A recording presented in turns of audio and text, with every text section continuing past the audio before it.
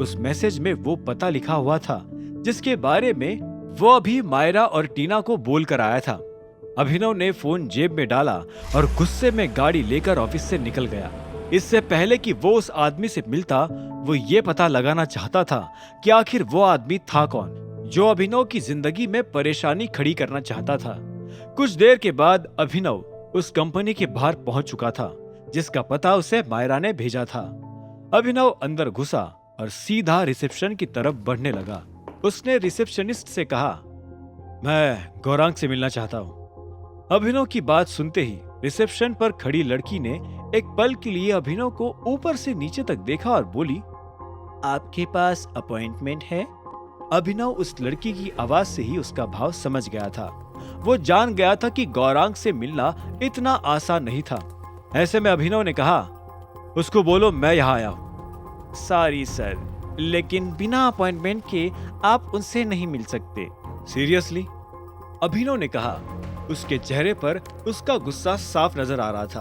उसकी आंखें देखकर सामने खड़ी लड़की घबरा गई। इससे पहले कि अभिनव कुछ उल्टा सीधा करता, उस लड़की ने अभिनव से कहा, हाँ सर, फिलहाल आप यहाँ से चले जाइए, वरना मुझे मजबूरन सिक्योरिटी को बुलाना पड़ेगा।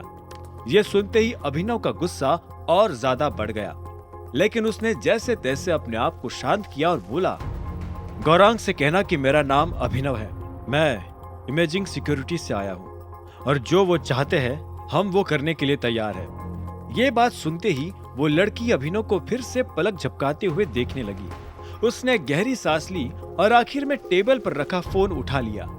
उसने फोन पर कुछ कहा और उधर से उसे कोई जवाब भी मिला, जिसके जवाब में लड़की ने कहा, ठीक है सर। इतना कहते ही उस लड़की ने फोन रखा और अभिनव की तरफ देखते हुए बोली, सर आप अंदर जा सकते हैं, यहाँ से लिफ्ट ले लीजिए, 4थे फ्लोर पर पहला ऑफिस गौरांग सर का ही है। उस लड़की की बात सुनते ही अभिनव ने गुस्से में अपनी मुट्ठियां भींची और आगे बढ़ने लगा। कुछ देर के बाद जब अभिनव गौरांग के कैबिन के बाहर पहुंचा तो उसने गौरांग की परमिशन लिए बिना ही दरवाजा खोल दिया। गौरांग उसके साथ जो कर रहा था उसके बाद अभिनव ने उससे परमिशन लेना मुनासिब नहीं समझा। अभिनव को अपने सामने खड़ा देख गौरांग ने एक बड़ी लेकिन नकली मुस्कान के साथ कहा, गुड मॉर्निंग मिस्टर अभिनव। गौरांग की आवाज सुनकर ऐसा लग रहा था जैसे अभिनव को अपने कैबिन में बुलाकर उसने कोई बहुत बड़ी जंग जीत ली है। अभिनव ने उसकी बात ध्यान से सुनी और तंज कसते हुए बोला, सही बात है, आज की मॉर्निंग तो है बहुत गुड। मैं शर्त लगाकर कह सकता हूँ कि तुम लाखों नमूनों की भीड़ में नगीने हो। तुमसे बड़ा नमूना और कोई नहीं है। अब सीधे सीधे बताओगे ये सब क्या नाटक लगा रखा है? अभिनव के मुंह से ये बात सुनते ही एक पल को गौरांग के होश उड़ गए। उसने अपने आप को संभाला और अभिनव की आंखों में देखते हुए बोला, मुझे लगा था तुम यहाँ इसलिए आए हो ताकि मेरी इच्छा पूरी कर सको। अभिनव ने फिर से अपने गुस्से को पुरजोर तरीके से दबाने की कोशिश की। इतने में गौरांग फिर से बोला, किसने भेजा है तुम्हें यहाँ? अगर तुम्हारे पास कहने के लिए कोई ढंग की बात नहीं है तो तुम जा सकते हो, और हाँ, पुलिस वालों से मिलने के लिए भी तैयार रहना। यह सुनते ही अभिनव ने अपनी मुट्ठी और जोरों से भींची और बोला, मैं बस ये जानने आया हूं कि इस सब तमाशे के पीछे का मास्टरमाइंड कौन है। अगर तुम मुझे उसका नाम बता दोगे तो मैं यहां से चला जाऊंगा। यह सुनते ही गौरांग अलर्ट हो गया और बोला, तो तुम यहाँ तमाशा करने आए हो? इतना कहते ही गौरांग ने टेबल पर रखा फोन उठाया और एक नंबर मिलाते हुए बोला, अभी के अभी कुछ आदमी मेरे ऑफिस में भेजो और इस घटिया आदमी को बाहर निकालो यहाँ से।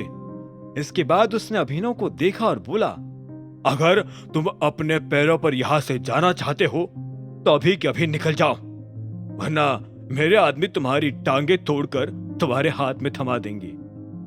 अभिनव समझ गया था कि अब उसे जो भी करना था जल्दी करना था, इसलिए उसने अपना फोन निकाला और सीधा अकरम को फोन मिला दिया।